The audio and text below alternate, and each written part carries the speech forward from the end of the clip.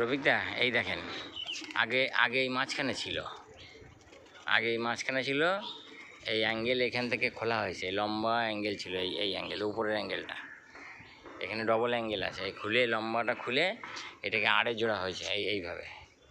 তারপরে এই মাঝখানে আবার একটা টি বানিয়ে করা হয়েছে, এখানে আবার লম্বা জোড়া হয়েছে।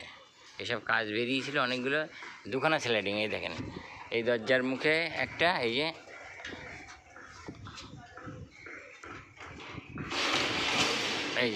এই দরজার মুখে একটা,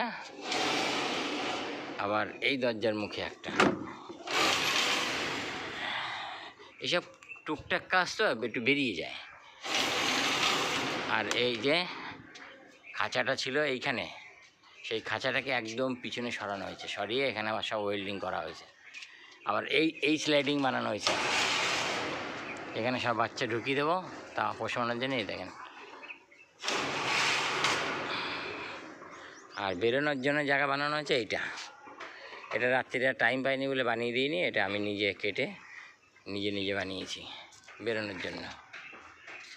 বেরোনোর জায়গাটা দেখিয়ে দিই, এরকম এই যে দাঁড়ের লেভেলে বানাতে হবে বেরোনোর জন্য, দাঁড়ের লেভেলে এই যে বানাতে হবে।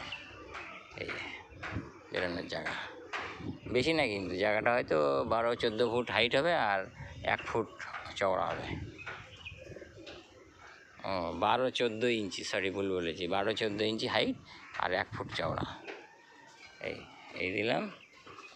ওখানে বানিয়ে নিলে ভালো হতো, যদিও পাতি দিয়ে বানিয়ে নিলে হতো, কিন্তু সেটা সময় পাইনি।